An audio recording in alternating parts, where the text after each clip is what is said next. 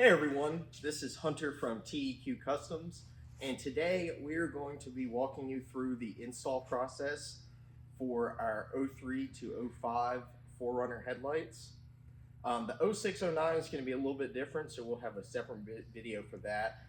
So if you are installing 06 to 09 headlights, please go find that video. It'll be linked in the description once that one's complete and uploaded. We've gone ahead and done a few steps already, all of them super basic. So what you're going to want to do is first remove your old headlights. It is 2 bolts up top, one right here by the core support, and then sometimes it's already been removed, but there is one under this fender here, most of the time at least, and that bolt can be a little bit difficult to get to. If you have fender liner, you will need to pull it back to get to it. If you have an aftermarket bumper with no fender liner, it's a lot easier to get to, so that's a little bonus for you. Once you go ahead and have those unbolted, you can go ahead and take them out, put them off to the side. The only thing that you will need from them is the parking light on the corner, and that will just swap into the 2 little slots in the back of the headlight. So to start with, there are a few helpful tools that you'll need, and then we'll go over everything that you will have for the headlights. First off, you can either use just a normal ratchet, a wrench, or a power tool.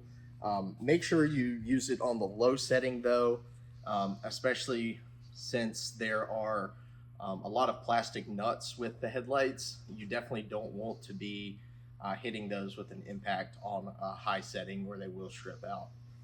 You will need a 10 mil socket, and it's also helpful to have some flathead screwdrivers, a Phillips head screwdriver, 10 mil wrench. We've also got a little magnetic parts tray to hold some of the bolts that we take off. And then moving over to the actual headlights themselves, we've got a few different parts here that will come with your headlights depending on what options you have. So these are splitters, and these plug into the RGB controller to give you more inputs to it. We'll go over this once we go through the RGB controller install. If you only have one RGB halo or you don't have RGB halos, you will not have these. This is the Switchback halo driver. So if you have Switchback halos, not RGB, you will have one of these drivers for each headlight. And as with the RGB, we'll go through how to install these in just a moment. Another thing included with the RGB is just an extension for the controller. And then we have a few of these little taps. We love these taps. They work really nicely. You do not have to cut or solder wires with them. You simply just put the wires in and clamp down, and it gives a really nice secure connection. You can find these on Amazon, and the link to these will be in the description of the video. And then the last thing is just some glass cleaner, and ammonia free, by the way. Don't use ammonia glass cleaner with plastic lenses, or it will destroy the lenses, and just a microfiber to clean the headlights off once you're finished. So we're going to go ahead and walk through some of the wiring for the different halos. If you do not have halos, you can go ahead and skip these next 2 parts of the video and move on to putting the headlights on the vehicle. So first we're going to walk through how to install your Switchback halo drivers, and this is going to be what powers the halo and also what determines if the halo will be white or amber. So if you have RGB halos, you could go ahead and move on to the next part. We'll have a specific install section for the RGB controller. So with your Switchback drivers, you will have 1 per halo. So if you have 2 halos per headlight, you'll have a total of 4, just for example. So there are a few different ways that you can connect these in.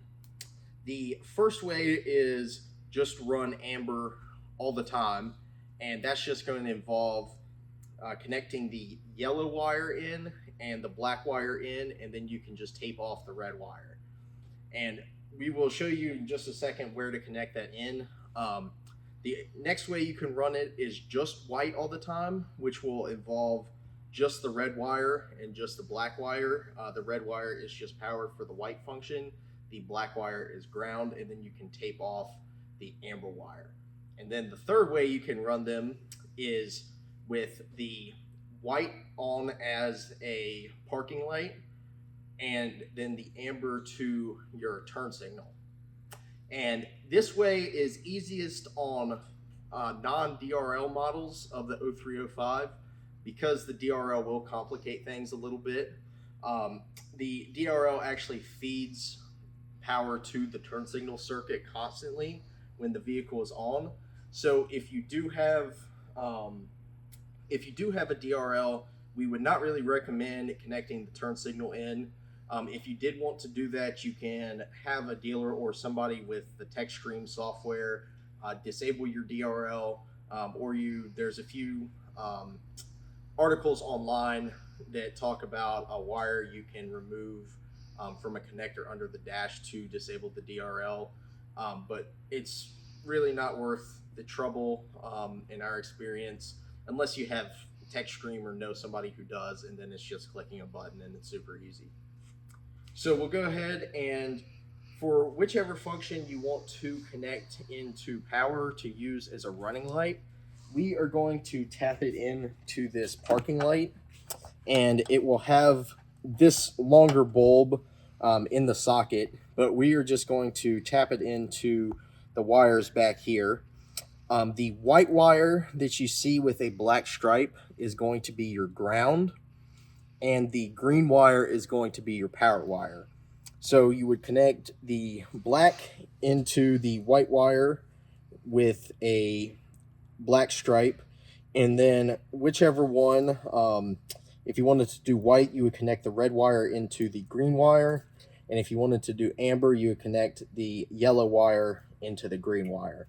And that is going to allow you to control the halos with the first click on your headlight stalk, and that's going to make them selectable. It's basically just a built-in switch, and you can ride around with your parking lights on all the time if you want them on all the time, but that gives you the option to turn them off if for whatever reason you wanted to.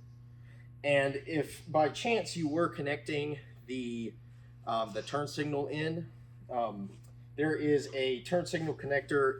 It's in the stock bumper. Brett has removed his turn signal and cut the wires, so we're working with a little janky setup here. But you would connect the yellow wire into this red wire with a yellow stripe. That is the power for the turn signal, and then you would connect this. Connect the black wire for the ground. If you didn't do it up here, it only needs to be grounded once. So if you did connect it in up here, you would only need to connect the yellow wire into this red wire. If for whatever reason you didn't ground it up here, you would just connect the black wire into the white wire with the black stripe. So if you have RGB or color changing halos, your controller for this is going to look just like this. It's going to have 4 wires coming out. You're going to have a red and black, which is power and ground respectively. And then you will have 2 yellow wires. One is each turn signal, and we'll just explain those in just a second. So first, we are going to connect the RGB controller into the parking light. It does not matter which side of the vehicle you do it on. We typically do it on the driver's side, but it's really personal preference. You can do it either way. It doesn't make a difference. Your parking light is going to be this little bulb over here, and it's in the small socket, which Brett's bulb is stuck in there, which is unsurprising. But the parking light is going to have 2 wires going to it. The white wire with a black stripe is going to be your ground, and the green wire is going to be your power. So you're going to connect the black wire from the controller into the white wire with the black stripe on the parking light, and then you're going to connect the red wire into the green wire on the parking light.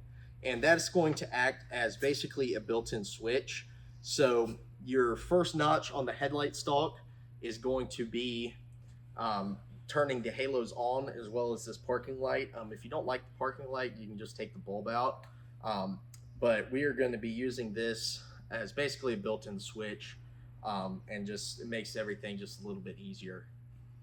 And once you connect that in, you will have left the 2 yellow wires. So one should have enough length to reach the turn signal on whichever side you choose, and then the other one might just need to be extended over to the other side. It does not matter which yellow wire you install on which side of the vehicle, because each one is going to correspond to one of these 2 leads on the controller, and they're both reversible. So if once you connect the turn signal in, if the halos are not blinking as a turn signal like you'd want them to, you just plug whichever one you had into the plugged into the driver's side into the passenger side halos, and vice versa, and then that will work. And the last thing is, if you have a DRL, we do not really recommend wiring in the turn signal, simply because the DRL circuit gives power to the turn signals all the time. So essentially your turn signals will just constantly flash because it thinks your turn signal is on all the time. There are ways around that. The easiest and quickest way is that your dealer, or if you know somebody who has the TEQ software, you can turn the DRL off in TEQ, and that's the route I would definitely recommend going if you would like to run the halos as turn signals. Another route that we've done before but is a little bit more difficult is there is a wire under the dash that you can cut or remove from a connector, and that will disable the DRL too. But we definitely recommend just using TEQ and having somebody with that software disable it instead of going through all of that hassle. So now that you have your RGB controller wired into the vehicle, the only other thing that you will need to do, if you have more than one halo, on each side you will have a splitter that just plugs directly in, and that is going to convert your one connection to 2 connections, so you can plug in both halos. If you have 3, which is the max amount of halos that we can put in an 0305 build, you will just stack one more splitter on there, and then you will have 3 connections on each side to plug all your halos in. And then we also include an extension to go from whichever side you put the controller in over to the other side, and it has the same connection as the controller. So you will just do the same thing on both sides. If you have any splitters, you can plug them into there, and then you will have the ability to plug in all of your halos. So now we are ready to install our TEQ Customs headlights on the vehicle. So you will have a couple connections on the back of the headlight. All of these are going to plug directly into either the halo wiring that you just installed or the stock headlight harness. So the first thing that you will have is a low beam connection, and that is typically going to have some larger wires run to it, and may have this box with it as well, but it will vary slightly depending on your build, so don't worry if you do not have one of these. It will be included if it's necessary. The next thing that we will have will be the low beam or the high beam connection, and this high beam connection will generally have some fairly small wires attached to it, and depending on build, it may be coming just directly out of the high beam side of the headlight, but don't worry too much about the physical location of the connectors. They'll do the same thing regardless of where they are. And then the last thing you will have is your halo connections coming out of the back. If you have RGB halos, your connections will look like this. It's just some heat shrink wire with a small 3-pin connector going to it that will match up to the controller that you already installed. If you have switchback halos, there is just a small cylindrical connector that will plug in from the back of the halos to the switchback halo drivers that you just installed. And lastly, a common troubleshooting point, as the connections can be plugged in either orientation, which reverses the polarity on there. So if you plug the headlights in and you test them and something doesn't seem to be working right, what you can do is just flip the connection the opposite orientation. But generally, if you can either just plug it in and test it, or if you're looking at the colors of the wires on the headlight harness, generally the brighter color wire is going to be power and the duller color wire is going to be your ground. So commonly it's something like a red and a white wire with a black stripe, but it generally varies a little bit based from vehicle to vehicle. So don't worry if you don't have those exact connections. You can just plug it in, test it, and if it doesn't work, just flip the connector to reverse the polarity. So now that you have your headlights installed on the vehicle, all of the screws and bolts replaced, and you've tested everything and made sure that everything is functional, you can go ahead and work on adjusting your headlights. So there is an adjustment screw towards the bottom of the housing right in the middle, and that screw is going to be responsible for adjusting the height. Now, to adjust the height up, you're going to want to turn left, and to adjust it down, you're going to want to turn right. There is a second adjustment screw on there that is responsible for the left-right adjustment.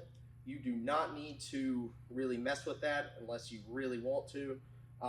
We set it in the neutral position, left-right, so they'll aim straight ahead just out of the box.